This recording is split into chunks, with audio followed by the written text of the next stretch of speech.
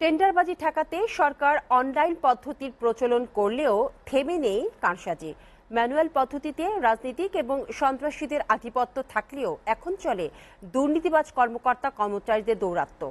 চট্টগ্রামের গণপূর্ত অফিস তার এক উজ্জ্বল দৃষ্টান্ত।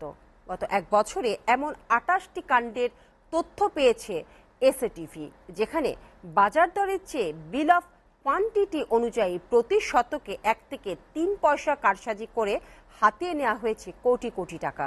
যদিও এসবের অভিযোগ অস্বীকার করেছেন সংশ্লিষ্ট কর্মকর্তা, এতে বিস্মিত বিশ্লেষকরা।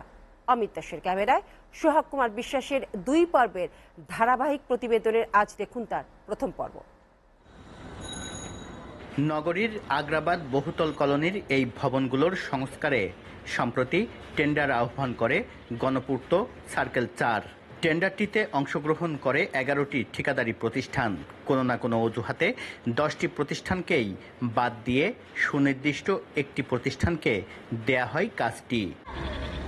নিয়মানুযায়ী যে কোনো দরপত্রের কস্ট এস্টিমেট অনুযায়ী ৫% লেস অথবা ৫% অ্যাভোভে অংশ নিতে পারবে যে কোনো ঠিকাদারি প্রতিষ্ঠান। প্রতিটি কাজের ক্ষেত্রে বাজার দর পর্যালোচনা করে বিল অফ কোয়ান্টিটি অনুযায়ী এই দরের মাঝখানে একটি দর নির্ধারণ করে গণপূর্ত। টেন্ডারে অংশ নেয়া এই দরের সবচেয়ে কাছের প্রতিষ্ঠান পাবে কাজটি। সদ্য সমাপ্ত অর্থবছরে এমন ২৮টি কাজের তথ্য এসেছে এসএটিভির হাতে, যেখানে গণপূর্তে নির্ধারিত দরের সঙ্গে সুনির্দিষ্ট একটি করে প্রতিষ্ঠানের দাখিল করা দর হুবহু মিলে গেছে।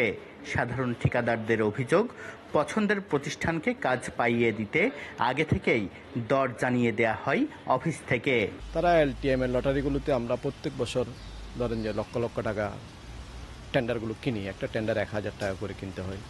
একদম নর্মালি যদি ১০০টা টেন্ডার বিড করি তাহলে আমাদের দেখা যাচ্ছে ১ লাখ টাকা নাই। হেদিন নিয়ন্ত্রণে কাজ করে। আমি আজকে ৭ বছর একটা কাজও পাইনি।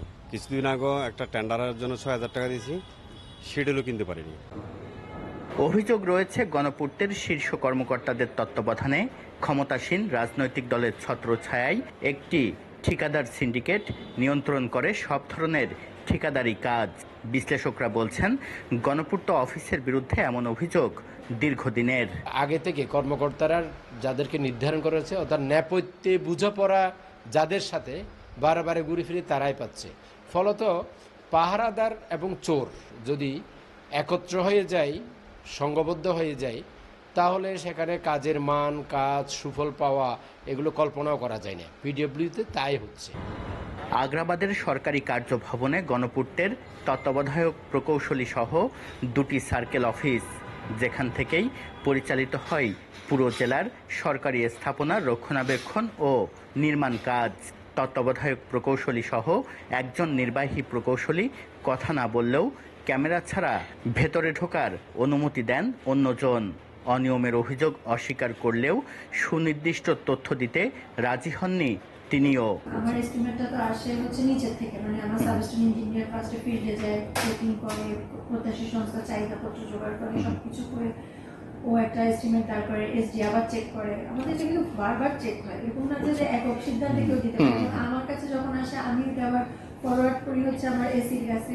এসি যখন চেক করুন, যদি অ্যাপ্রুভাল দেয় তখন আমরা আমাদের কাজ করতে পারি। টেন্ডার কারসাজি ছাড়াও ভিন্ন ভিন্ন নামে এক কাজ একাধিকবার দেখানো, বড় কাজকে ছোট ছোট ভাগে বিভক্ত করা ও ভাউচারের মাধ্যমে কোটি কোটি টাকা লোপাট হচ্ছে চট্টগ্রামের গণপূর্ত অফিস থেকে।